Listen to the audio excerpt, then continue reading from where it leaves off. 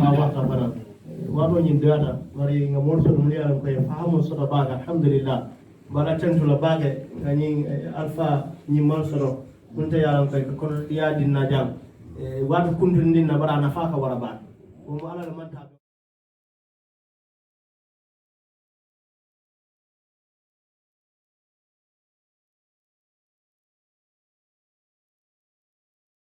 womo alal manta ɓe wonde alama ala fahamol lafa ala londo lafa fana ala min ñaɗote ala menowo fana fonnikel fana alama ala kanda ala londi siratul mustaqim siloñi kam ila kuma kamol ñiñaɗa bake barakallahu fik nde mun kela sayin doron ɓe makal funodila imam mbala aɓe jamla kilimba yala ani ñowmuto misilmol ɗammal tema bari gambenol ɗammal tema sugo gambenol mum ɓe hambok jam mbe ñowmutanola ñaɗile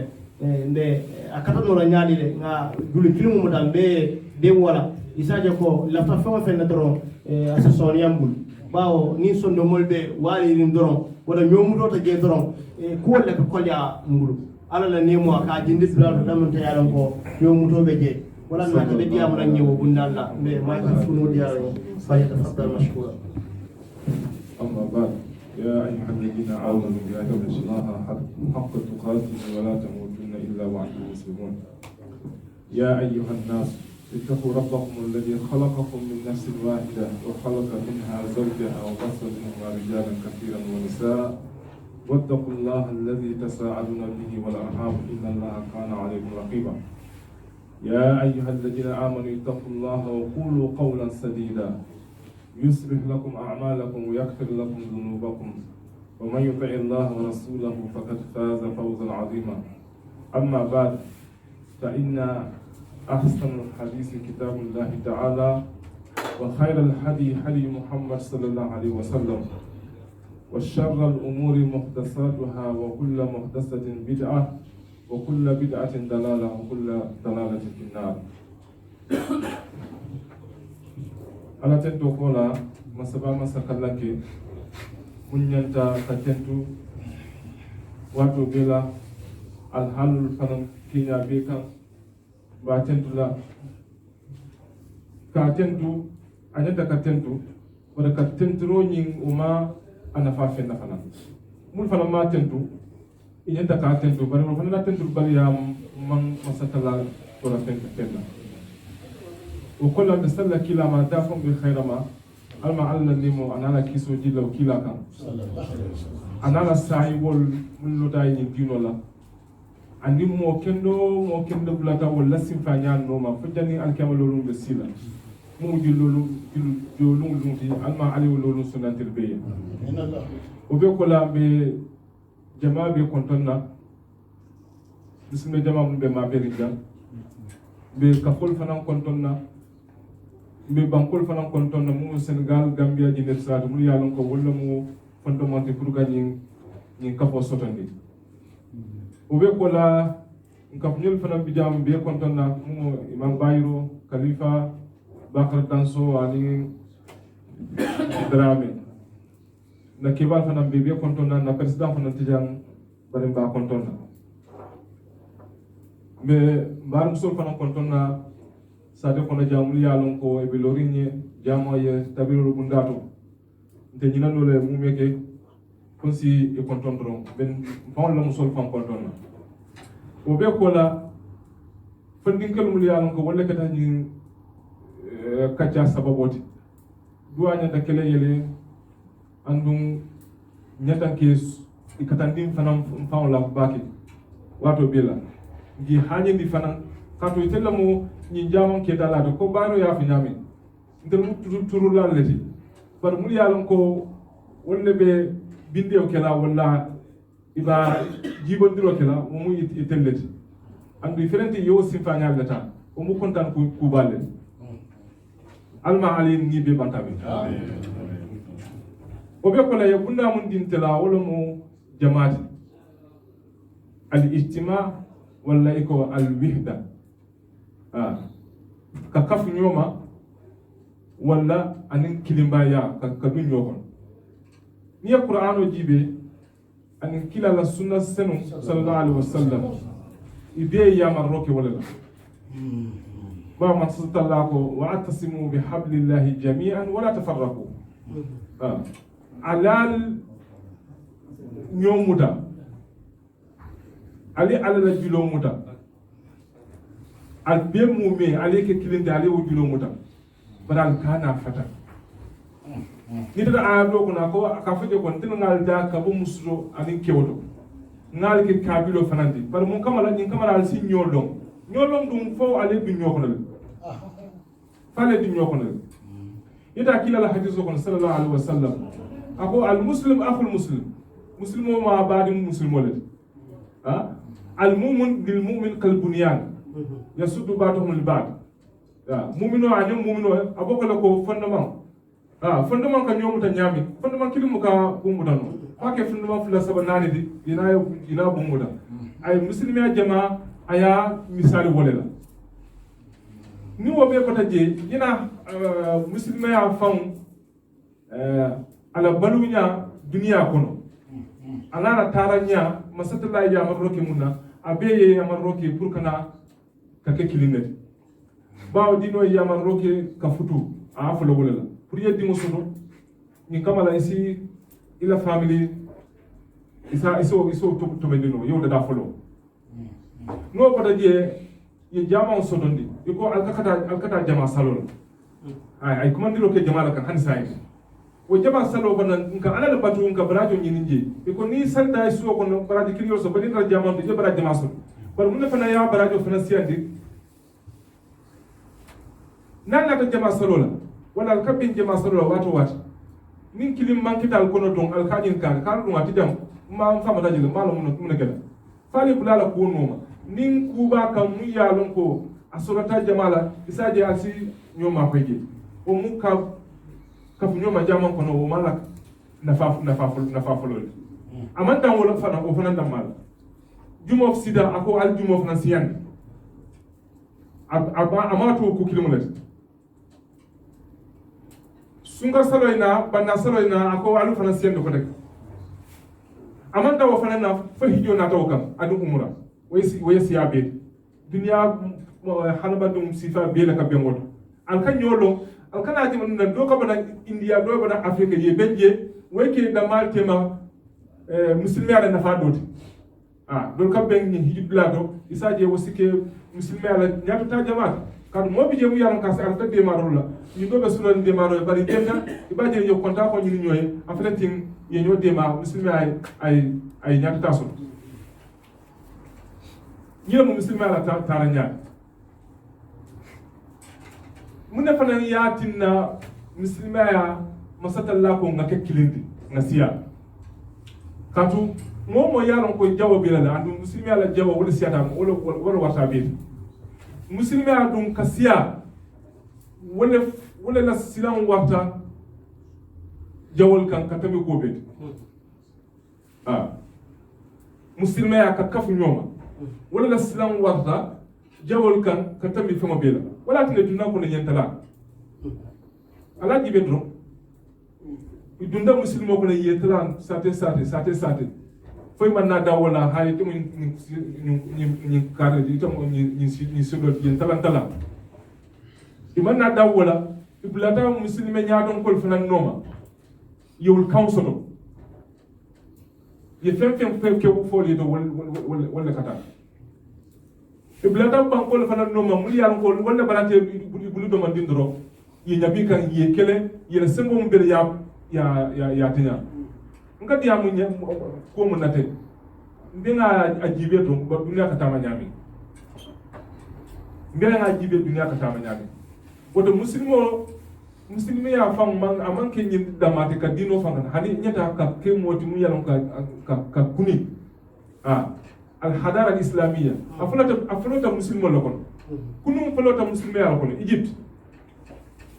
bari wo kunu nyi malo sa muslimo yo ta nyami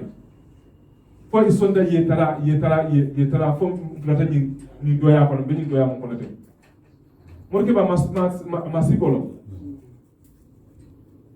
wota kamala muslimo le yabula wala ne be ni place mundo ifata di katu kabrin kunu idoya ta nyaaw nya bari di dunya mara wala nyaaw fi matina fo limanaya anin kakaf ila nala saybol ni da kilo bla mo danda bari kunu wala bebulu anin kilimbaya kafton kilimbaya wala na don nini momo takta nyola do ke ngol Haruna Rashid ngakran kitabo do kono eko Vatican ika masakeo le soto no muli alon ko ika wole kasara masakeo do tano nya tele jamano la eko ayo kele faya no so ay jizya la wakan jizya wala mnyiti ko ni mo kansilo ta ya no ye fella ka eta kamundi wato bela sawsa ka kanamo jo wala musabo kunjo e ka bola la fo o masake nyin na fa masake do mo set à la place ko mo kam fata ko la harda rasis safi a sabe letro mo la akayo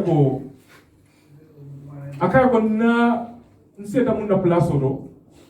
mo ya fan jindi ay fan jindi ay te bunya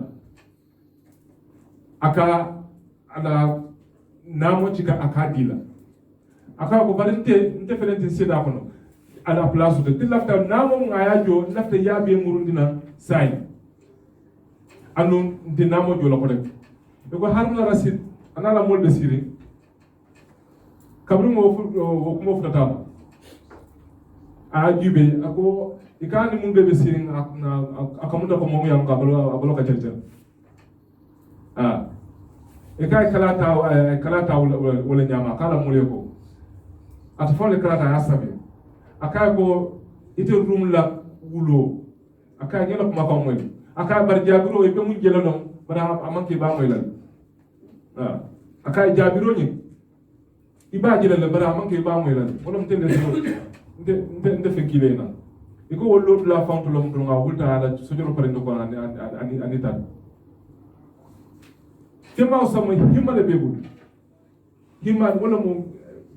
kule bebul na tole bebul ngi yalon ko nyanda ka futande anin kambe mo fana bebul wo wato la yata yi dunya mara wala nyama anu muslim wal fana ni lafta ka muru wodo wudla wallahi fay muru wudla anu muslim abe tembo munto wallahi akira bala fadi kuru na kamben abu kala bakal kabi nyaadum ko yoblo muta yena nafulo fana ta cika ya mutambul yena nafulo fana cika ya mutambul muslimi adum manya na sunna doyala dawada muslimo nin anyon tal muslimo talo ben na ben aya kunjibi hani anaka kila hadithu sallallahu alaihi wasallam afu muslimo nin kafiro be ben fatarruhum ila adiyat at-tariq ali nyori yita sasambala ali kana ben sila baka nini nani beto ali nyori yita sasambala munaka muslima al-islam ya'lu wa la yu'la alayhi muslima atibe satolo dron wato ba hanatra muslimo mol wala be duma bara atibe satolo wala yanta sama nyami ma sama wajam ate diamo te jafano lo baake to nyam dabe ni mol fam be sirinde ngala al halo jibe ni diamo fam manya amanya na jamfal kafu nga kekili hani bal awadu lo fanam bijele mu yalon ko wakatara de sabu fam nga hakilo to wotu baake kila nata kila kuna wala tajassasu wala tahasadu wala tabaghadu wa kunu ibadallahi ikhwana ni kila ni hadiso ko ani be kilin na fote abeka muslimul litalani tajassus wala mnyituko kabula mola kibar kubano ma amake hana di madda ala kibar mola akana woki ka kiskisi ite ba no man kadu dum adunda jamara ko nodina ani karbe diamalo mala munum muslimo manya na kila wadi ani wala tajassasu hani la musola mo balo watu pati ba mutale ba jibelo ni mala fakna iko ni kis lo getro watu wat ibe fenyela mo mandie na ibe tulla kis lo kono do ibe fenyela mu yalon ka mandie wata bala mu be wala na kila yo mon fatanda do wala ta jassasu akada sifa o sifa lati onda akada bunda la fanade nganake wala ta hasadu kadu wata jassasu akafirka le nati ibe fenyela mu mandie aflenti sobodu de isono bokono aflenti aljam fata ñol o mu talasat o mu fata faso firkaleti wala ko katala amanya da kake wala ta hasadu hasidiya fana manya na kene hasidiya fana yemo hasida fa ya londro afalenta ngai pla ay jamfani tala afalenta nat abortela hasido to ngaga atum kama bono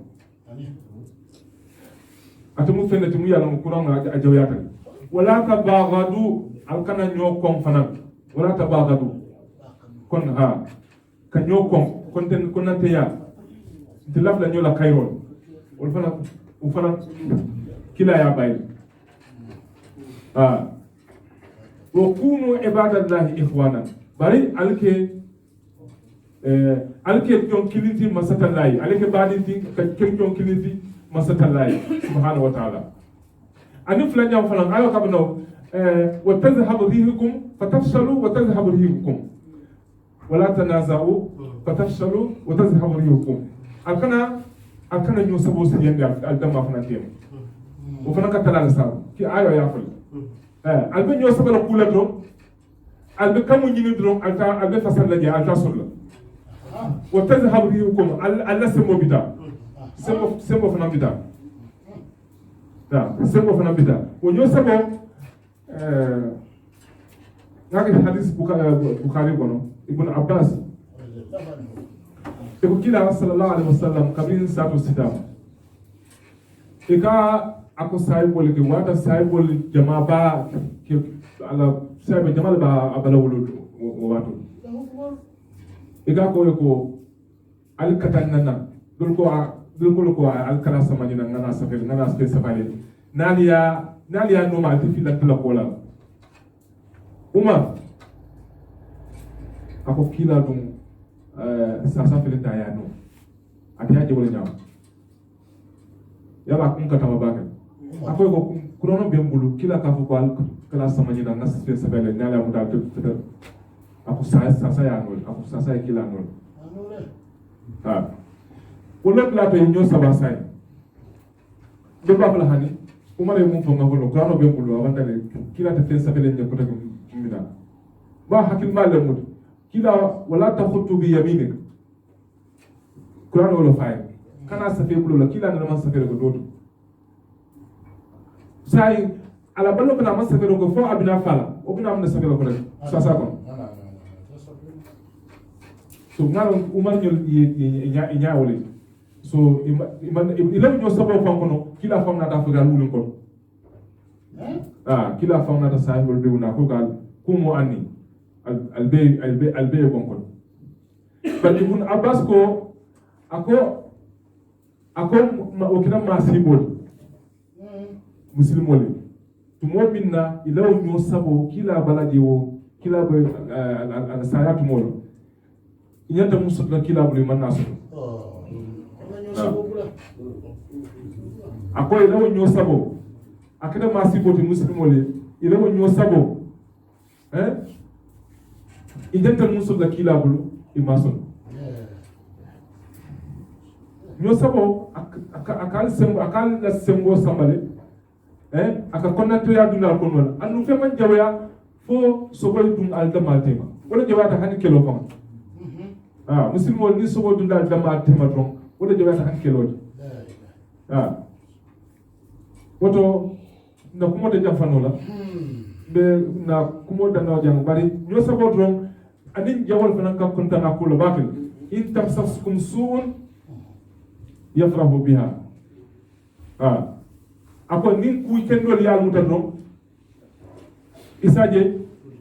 ku jawo ya nin ku kendol yal mutano tasuhum in tamsaskum hasanatun tasu'uhum wa in tusibhum sayyi'atun yafrahu biha ako nin ku kendal yal sodo isaje nyesu ko yawala katada ye nin a fala tafsiro ko na ko wolom ni doko nin al kambe dal kila jamaat al hasana tasu'uhum isa ikaje jawol wol ni ko yale mu kala fol wa in tusibu sayyi'atun yafrahu biha ako wa sayyi'atun ni wolom ale fatan ale tarantala yafrahu biha ikaje ka kontan ikaje ko kontan woto baadi musidmol ni ganna musidɓe a ɓe telmo mum ɗon anin nan taƴal jiɓe musidɓe ɓankol ɓe ñaami ani musidɓe ñatonkol fana ɓe ñaami ibaji la ko to ñatoñaɓe de dami kake kilindi wole nafa soto kake kilindi wole nafa soto andu ya kila yama rabbuna alaykum bil jamaa wa uhadhirukum bil firqa alaykum bil jamaa wa uhadhirukum bil firqa al jamaa muta mbali fatandila talantala wala alaykum bil jamaa al jamaa muta mbali fatandila talantala wala kila wo fula sinya jamaa aw fal jamaa sinya jamaa akuna kunna al jamaa noma innama ya'khudhu man sadza fi an-nar mom ya lon ko abata afasta jamaa bala do e ko wala kata dimba kon wala kata dimba kon e ko bala jamaa kono drom ibita fayda do ibita dimba kon man sadza fi an-nar mom bata frasta dimba ajiba to haditi kore mum bita kante beyan mun farsa fay do sulo ko won wala jato jibe ba ñi la ñu bu falo da e kibetite amuka fongo na ke kirim la dum mun ko ta fayda ko akabla wala non akabla wala non almali matawe alma kilo ko mo wala almali su kambe wala fondingol fana be duwale yesibe fa mun sin fa nya mun ta alma alayhi ma koy di alma alayhi sin fa nya bambandi telephone ngi gel noma alin tan nga katan ngi hanya ngi fanna mbinga wonde nunto almama ka tujama ko jam basa am ka tara jawato be dunya bana bolu nyama wala tan kila ko sallallahu alaihi wasallam ila wato fen taje kana tulunga katu watu bina ite wato sodu wato mu yasro fen kije jandi be wati tayya ila jata kindi afana mbolo nyama fenki je jani sasabina bolo afana mbolo nyama fenki je jani sayabina bolo goten almari matabe aqulu ma tasma'un wa astaghfirullah li wa lakum wa lisa'iril muslimin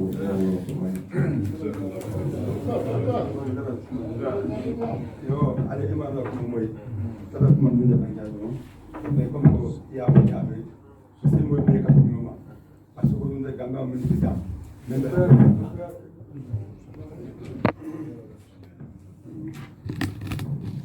yo kongo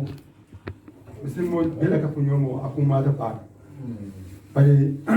ko kamo ya tan ya mo pa gamba me ba ko nyamba ka pan no nyama ya ni mo ko de ka kuma da pa alinga ka da kale mo de danila alinga ka ta do be sifa nyama londo mensen kapin do nyoma ay nga londo ni ci fundindi nga da ta bloka fon ci kapin nyoma sembo men ben kapin do nyoma ay nga ka ngo sembo be kapin nyoma ni ka ko fon ci kapin nyoma wala ni kapin nyoma don da ta fin be hambo ko jan sa suno ban nim be janjan din tay na fauna fan da ka pata dum be pata le be sanga mun be pata be sanga mun be pata ndu na pata dum ma ka pata because mo keme ni mo tan ka be mo ke hajo jar ay kabadale ndu las no dat na la kenola asnana be no jala ma na fata ay ka fero ko dukare mbal be mo be ka ko be dan la fempen fe londo simbe men sen kam no nyoma ay nga londo ni kam nyoma ta be kilin nga kam nyoma sembo men sen kam no nyoma ay nga kam nyoma nga sembo kam nyoma ta kilin nga kam nyoma ni kam ko siku keno la fempen tani be sa to ko jan sa keno ay du kale mbay fay be dana ka fol be mbal be dana ko kuma kan nyina kuma me anko akola da pake pour ka kamba on kapin no nyoma so silo nyimba kan ne fam mbe silo kan ke doma mbe londo nyinen kan mbe sembo nyinen kan babu mbe kafo dalila mbe alfa dalila membe tam da kunu ay nga nyinala ay nga nyaatu jube kunu kan yo betende ni betende na fata wa tambe dal membe na nyaatu we kuma ay nga kata nyaatu jube men tam da nga yinala nga nyaatu jube nga kafu nyoma nga dondo kafu nyoma nga sembo kafu nyoma wala nin kafa nyoma gamba min bija hada ko mo fa biro mbe jamu sanda ndin ben be jamu ko da ngalo ne so mo jole ka jamu joja ba mo jole ka na fa yusu ja ndun de mo ba no ja josu jom ba no ja hani ndem mo ba no ja mbe men ka donde le na hikima tamandla mbe mo ka bu nyoma nyame nga kata nganda dondo ka nyoma nga sembo ka nyoma ni kam nga ka nyoma akun mata bake be mo be dana wala sun ka ho mona ba ko an sa ka bake nga silo nyin tamandi nga silo nyin ko ndine fana ni kamako insinyo mo no nyal wala masalamu alaikum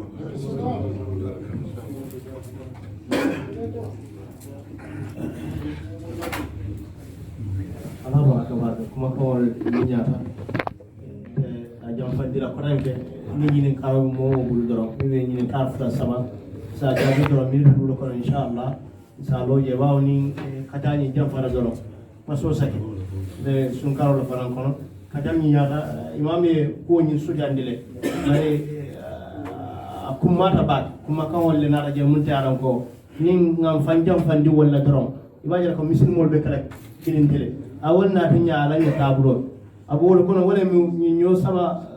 ken sama de mun tiala ko nan tiala na de hada ma dumol damma tema wala misilmol damma tema ke fan jam fandi wala ay wo fala kumo to ba ani mumbe ko hasidiani ka nyo kiskis bawo kila ala wof wala ta jassasu ngana nyo kiskis ne ka mo kiskis dora alon ko ka kiskis da doro afele inti setano dun dal tema sai alkira nyo jawol ba be konna ise hasidiya faransa fanjam fanda mo kana mo hasidiya ise fanjam fandi wala wo ko mi ala ka isa jam ala ma ala sunne dinye ngam fanjam fandi wol ber isa de ko se nyomutano kontanda bake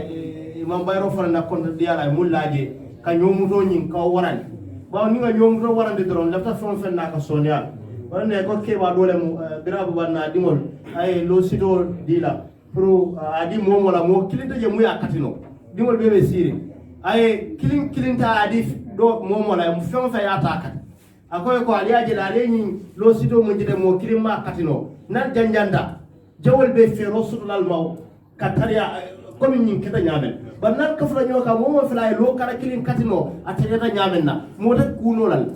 wala na kambe ko kumma ba abe adimola be karandikan leson wala alama ale kambe so nyandinye alfal tentula ke jayi alama nyin siala fana fonni kel fana alama ali sabalin de nyin dino kan anin nyin dino balundo fana ka alfal fana bunya alama ali manta be mo fana ka bula alfal la yamaro noma ka alala nyin dino nyin balunda ni kila sunno sallallahu ala nabina muhammad nyin ka alfula be je salo inshallah ngo imam so wajabi ora nyin ka ro satara mo bul wato wato nyin dina kata ka fo mo do be je asa nyin ka ro so lafta mo nyin ka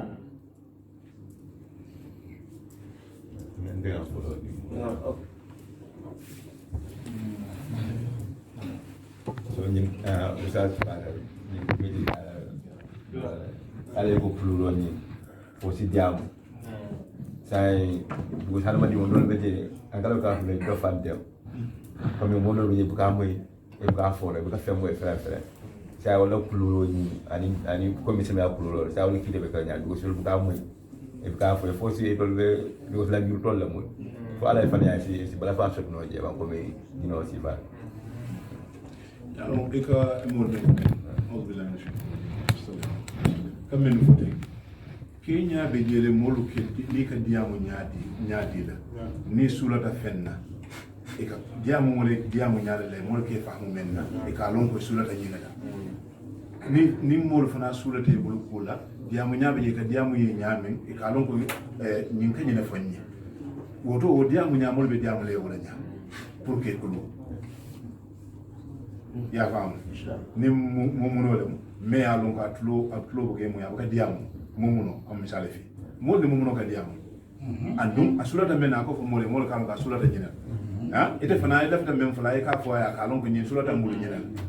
ha il faut silo men de ka diama ka kulo silo la kan bi ye wala sallallahu alaihi wasallam amelo nyani ka jabe ha aywa ñun dara mu la de for example yep ko min ko do be bul ba to ngala ka ko do nyaman sen ya haram ko do lo so yem mo don dala amari man sonne ke jo ko fa tani ta la ta ni kere je ko min ila bare kendo ko di ama ko ko baro la fay so ma la ko to so fa sama sama namari man sonne jo la jang be dal don ko do be dal ka ko do man sen ya so sa la ka sin na ite ko mari be je sa be jo la nyaadi wala mi bi ya do jo la nyaadi sa ite ko ko do man sen ya yo so nya ko folo kitin ha ye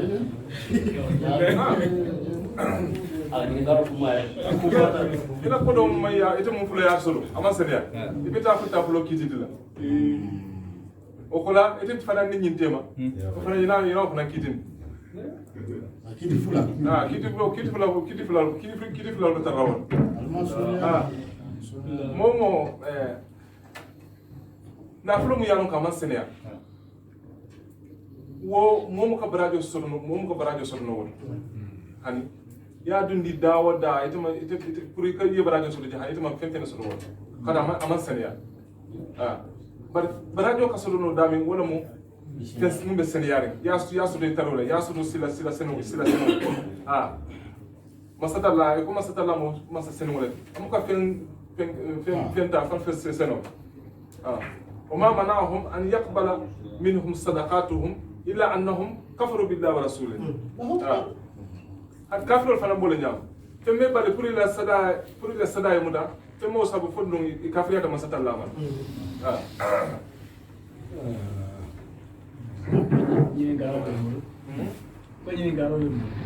Okay, nafulo mu mansene mo samba hijola. Ani nafulo mu mansene mo denge edini mo samba Quran tankadula wala. Tito be jali. Inshallah, mashallah. Wal si barajo suraji. Wala karola, wal barajo bijil. Yemu sama hijo fana wala hijo mutadan. Wala hijo mutadan. Bari pour ite barajo suraji hani. Ami ya sura ngami fana ngi alkama sidi beni wo be kidin dal.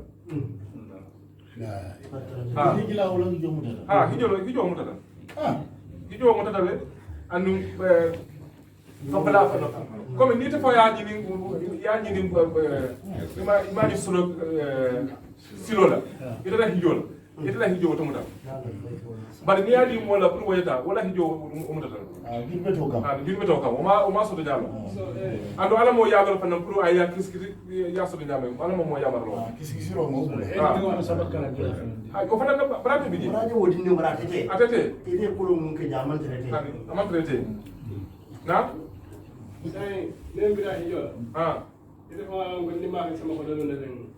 mali me kilo me aven ko sula wasu ko nya ri fa ko ni ko nya sa kila mesele ko nya ko ni sobida ni sobida hay so jini ka don idimu la karol idimu la karol ni nya ka sindara do ni nya ka sindara kana fana tije alama kana mandre te kan hani tara mandre te kan besan ka hijo mu dalal ma hada hijo mu dalal hana alo hani de ma fa do kana sobida la ma fa do ne ama fa do na sobida la ko ni sobida ko mi moy ko do le sobida ina ni tane tane da yi ko tama so ma long fo wa fi la no fo mu no fo ay mu ne fa su ne fo mu ne da ite mo lo ya ni nga bisna mo mo la yemo kiski ya ko mi dimo dal ya lon ko ni tane le andi ya lon ko abe dame do ko ni ni ka kijil o sa ni nga lo kana kesi bake so ni la vida pati mala funa tani ni mala fa tani ta ni do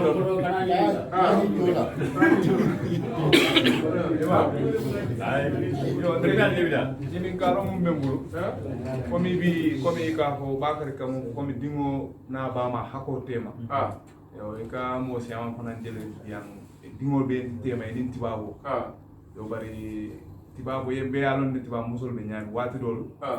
ke bantambeli ni dingo tema wati do fana ibuka bantambe ni dimo tema bari ite fana buka katoke buka dino itandi ko dimola muso nyine benala dino itandala afana kito be nyaadi ko me dimo ni fatima abe nyine kado be kewle nyine kan abe taka nata kewle moti mu yaron ka wala mata ko bela to nya ye lwa landi kimbanko kan andi sengo fana di musole wala utati ne temela katoke ko bakar ya fanya bi ibila kato damole kele te fana nyante simun keno yewoke biaje ko ndimole jinti ba ne aje ko ya ko dimbe be musola musomo ka so ite fana relax hani wonte solution ba o maka solution ba ba ifana na kato dang ibola kela yaje ko to nya ndimole jinti andu mela fana la kula ay muslimi yalo ifana bola kato katan ndimole kela hala tra musi jam blage lo tout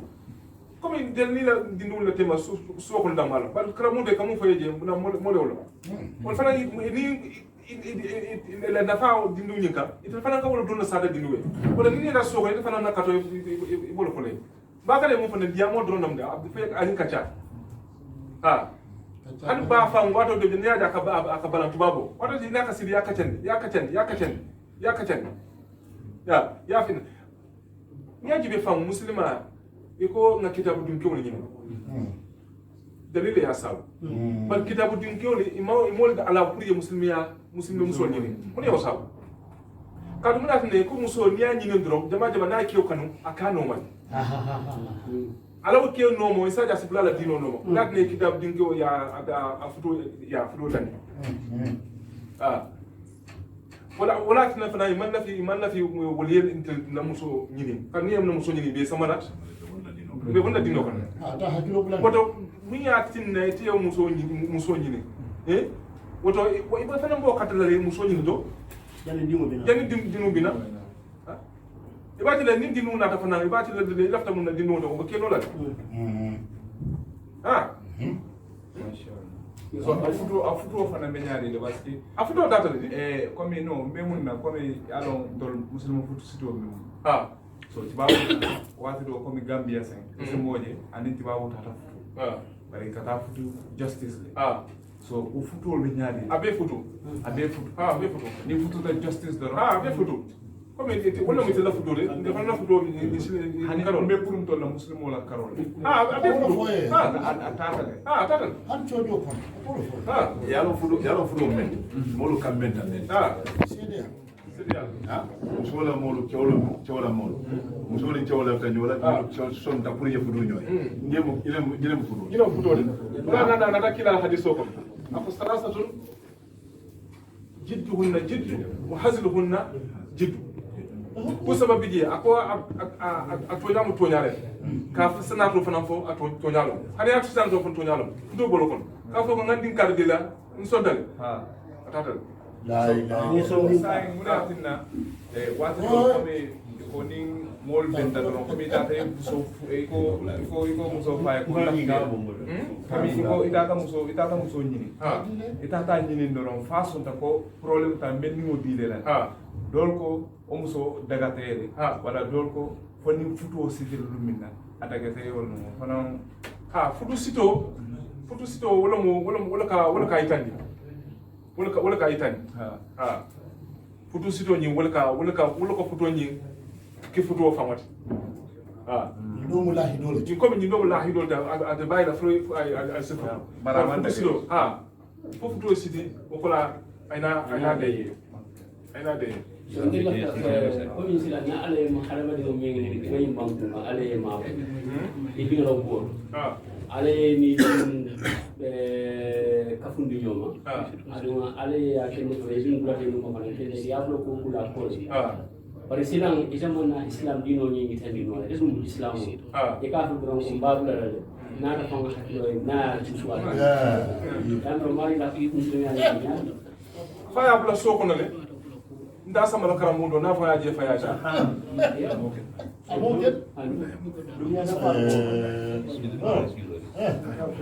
o mala dunia na fa so muna na ni ala tema muna na ba fa la na fa fo ay ay ay wata kenola adama ka tawle ay wata kenola aba fan aba abe ni kalo be rat kan iso understand hano fana hano baye blog nya hano fana muka kifa ko nyama kemu ke wodon na ila ke ya iko mentene ya fa kemu ka sore ne wonyama no soko mu yalla ko fudo bu ndato ani kemu ko sore ne wonyama di manna ni simi asro sa ya la ka sa mo ko ngi ila ko abi telekan ko na ni ka be telekan comme ni de bakari ya bakari hadis ko na kullu mawludi yulad ala fitra wa fitra ni wala mu din hadi ka filo dum ka wulu muslimi ala ko sai fa ni wala ka to fa ni bala bulu ya sama dino mun ka ya so ka sai ita muslimo ya bula muslimo ya bulu muslimi ya ko ya sama sila doka ya be ya bula ya sama sila doka ya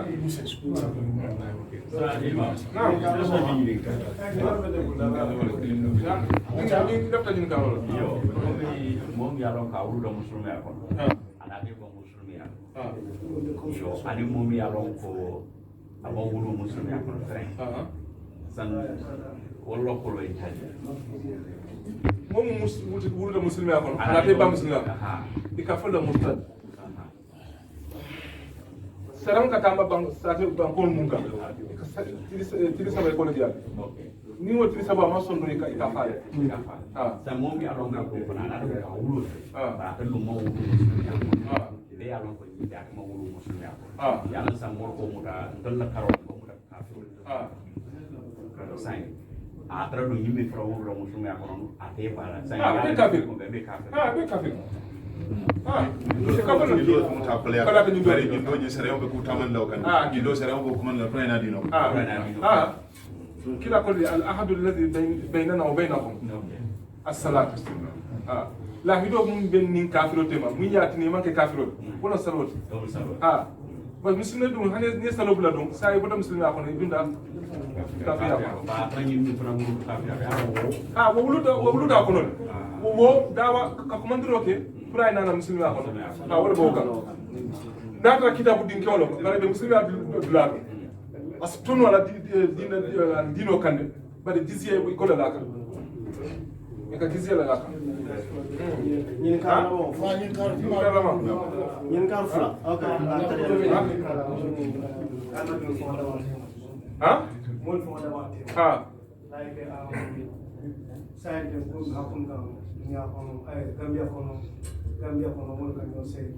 just start call ni ka lo ka ko ha muna jom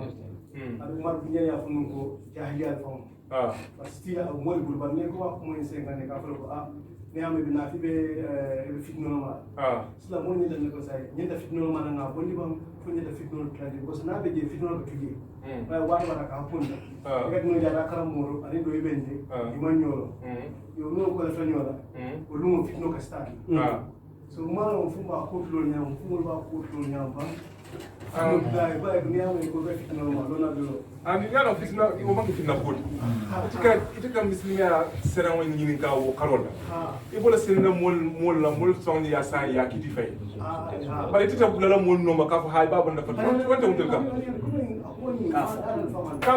kafo kay wonyenda kafo kafo muslimia landiro ke nyami kunu ngado ma dum fujini jana ala hadiso ko no kila ko ko mo yalon ko jongolom ebe jon yakon bari borta imarium ya haram ya ndi manale ko wo jo titanna ni fay moruna comme haram ya tamala fray abraham bari te jong ite mi yalon ko ite fana marta jongoma muslima ay isuksundule pour yakam foriande akata tugul ni jo ya na mo ko nyam hani soko jong yalon ko ite muka fen kaya ndela afrika jo ya yake tolle kati jamala mo yalon ko jo ya ka sol kilo ko gambe dun je ya mala wosu ndi mala wosu da ya ba ta keren mala wosu da ya mu ya fa tulo ah ba saram ya la ni nyami hana tire jono mu ya lon ko ya sudo yo ya silo fon la bari ye ya mar le priya akam priya ah wala na kabrin sena bila kabrin abubakar ya asan aya kam priya yoga kabrin kila fada akasa sanga kila Bokar ka ko hani betula jan ako Bokar yoko aka yen sanne yen kam friandu bam fu hansa yimbe be jon yalla ko aka hani kam na ka wodo mulam ngam bita sam kila to madina jan te bita sam te tuno la jan bilang ko wala samba sam wala samba sam yo yakam na anim umar fana kendu na ta kanne jongo aka ko leftale karu mari maye mukataba wala nyindi ko yena ngam foy ila jongoy pra wo sambe yena na samana so isa da kam furiya leftale ye wuli la samba yena ni yo samnya do be kam furiya nda han qur'an ko yo ko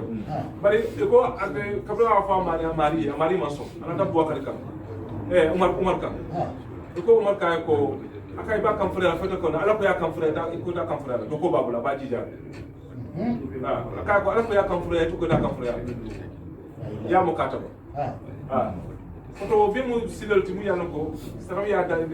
ya isusun le pour ya kamfura wala barajo fam siade ite mari la wala jere ni kan la mo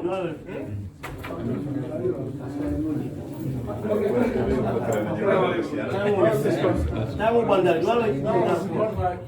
ni karo bebu handa ta yin karkin da kallo ay o mu jago al falo kenya pado biye do sna ba nyako do mam tara do bu senwa da bu senen man kun jamo e sabade ndela ko do tan ko do da ala di tumo na afo kai mo afa yan fute ma tumo na ya fo da ma fo ya di la kai asamba ba tumo na ya fo yeto afa kan non tel fana yan fute te atel mo siba mal bari ma lafila bi wale fana ibe silo mun kan furi ya bula ala di do ko do dina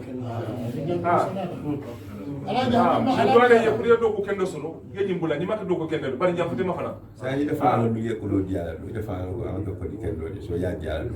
kana fay do nyimu nyene ti ani ma fay ni ma fay asam to ala na ti nan do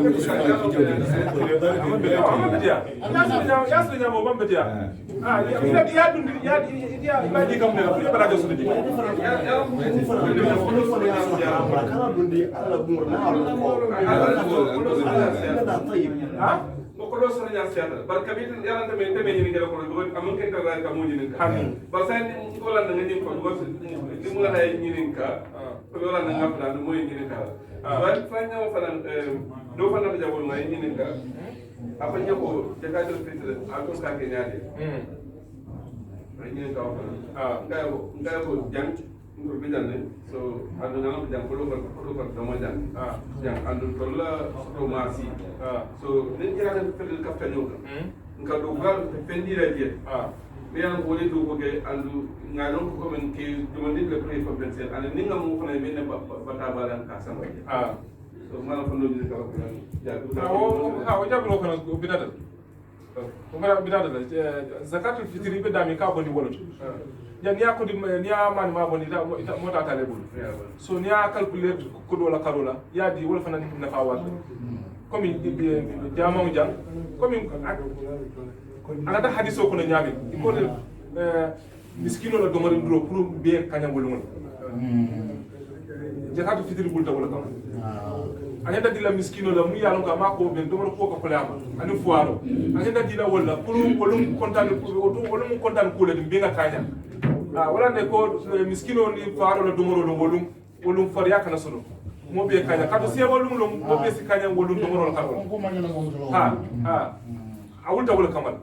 bar comme nan juro kamala janna al halu fana kenya wala nan tirga ke bani so ko yalo ka suma do nga samba dula do mu yalo ka fengel do mali fana jam fana janta ha taw be be ha jambe mul kine bar ko don fana nasulda comme nga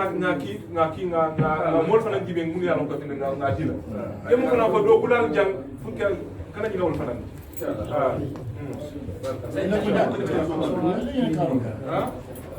comme jang ni be do wala ni wala be do wala man sasa ndala la kran tourist so ndala la so karo fana enjo ngakaran mulla ata man sasa man to nyati de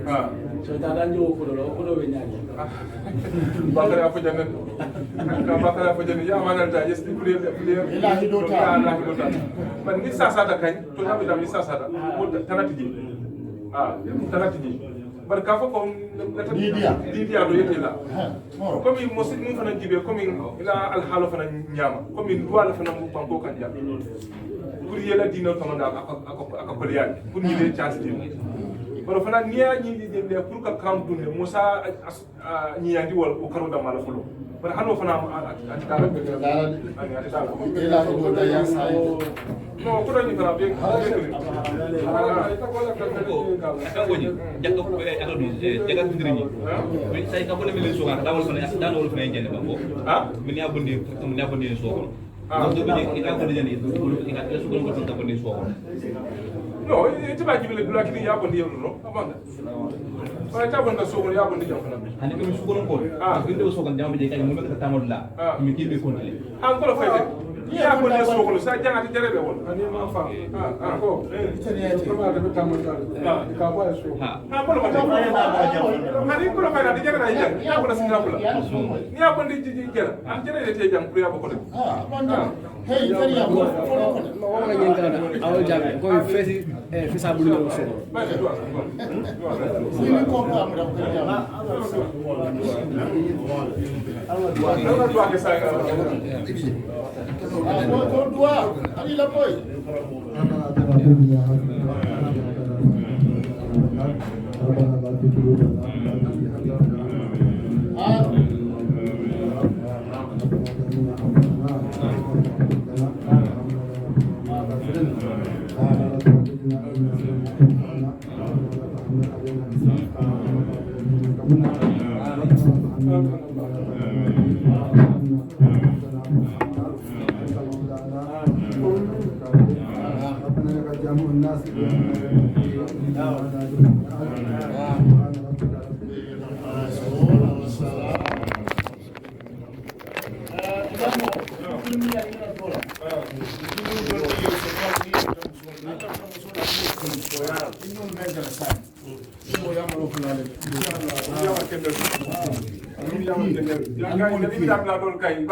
Ibadun bijak man yo futu.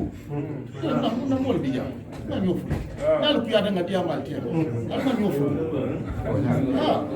Dul menda.